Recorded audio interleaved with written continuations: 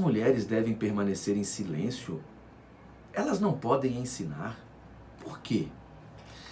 Essas questões elas aparecem quando lemos 1 Timóteo capítulo 2, os versos 11 e 12. Para entendermos o que isso significa, precisamos considerar duas coisas. Primeiro, o contexto das discussões no qual esses dois textos estão. Segundo, o contexto literário desta epístola. 1 Timóteo, 2 Timóteo e Tito compõem um conjunto literário do Novo Testamento que chamamos de epístolas pastorais. Nestas epístolas, nós temos uma série de discussões. Entre essas discussões, encontramos uma preocupação com falsos ensinamentos, falsas doutrinas que estavam entrando nas comunidades. Não sabemos bem o conteúdo destas doutrinas. 1 Timóteo 4 diz que eles ensinavam a respeito de práticas alimentares, negavam o valor do casamento. Tito afirma que eles desvirtuavam as famílias. 2 Timóteo, capítulo 3, afirma que eles entravam nas casas, convencendo algumas mulheres que já tinham uma espécie de predisposição para o equívoco.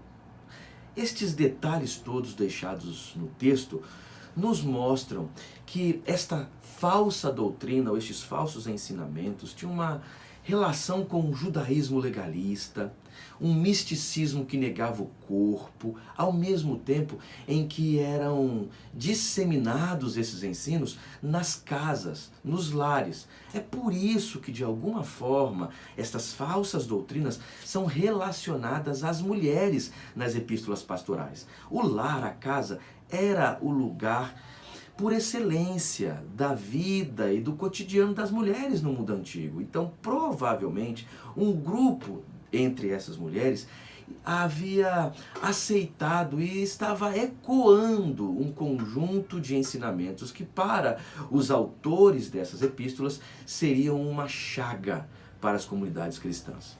Por isso, a figura da mulher é ligada a estes falsos ensinamentos nas epístolas. Primeira coisa, não são todas as mulheres. E segundo, isso não se refere a uma negação da liberdade de ensinar e de falar das mulheres na tradição cristã. Pelo contrário, isso aqui se refere a um grupo específico de mulheres em um determinado momento da história da igreja, neste contexto e nesta região.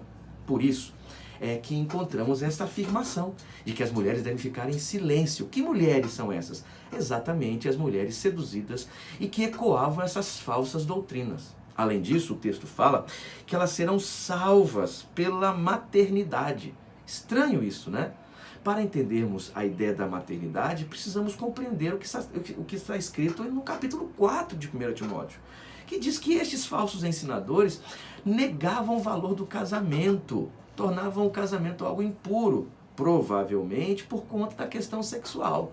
Aí o autor, os autores dessas epístolas vão afirmar que, pelo contrário, as mulheres seriam salvas pelo matrimônio, salvas pela maternidade, salvas pela possibilidade de gerarem filhos. Então, 1 Timóteo, capítulo 2, verso 15, é um contradiscurso à afirmação de que o casamento ou a sexualidade seriam coisas ruins, a serem descartadas. É um contradiscurso à negação do casamento, é um contradiscurso à negação do valor da sexualidade. Por essa razão, nós não podemos usar este texto, nós não podemos usar 2 Timóteo para silenciar as mulheres, para negar a liberdade de ensino das mulheres, para negar o ministério pastoral das mulheres.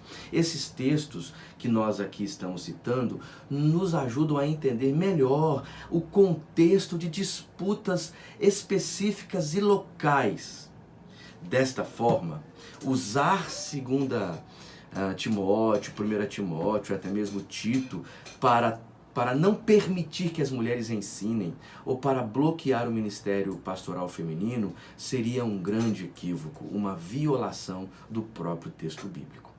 Para ouvirmos e lermos um pouquinho melhor o Novo Testamento, especificamente as questões da relação entre Paulo e as mulheres, o contexto social, imaginário, cultural de Paulo, eu quero recomendar esta obra do John Dominic Crossan e Jonathan Reed, Em Busca de Paulo, como o apóstolo de Jesus pôs o reino de Deus ao império, né? Como o apóstolo de Jesus opôs o reino de Deus ao império romano. Esta obra nos ajuda muito a entendermos melhor o contexto social, o contexto cultural e as relações a partir deste lugar, deste contexto ou destes contextos, ou seja, a relação entre Paulo e as mulheres, Paulo e a cultura romana. Então, precisamos tomar muito cuidado com a maneira como lemos o texto bíblico. Obras como esta aqui nos ajudam a levarmos em consideração o contexto para não agirmos de maneira violenta contra qualquer grupo nos espaços religiosos.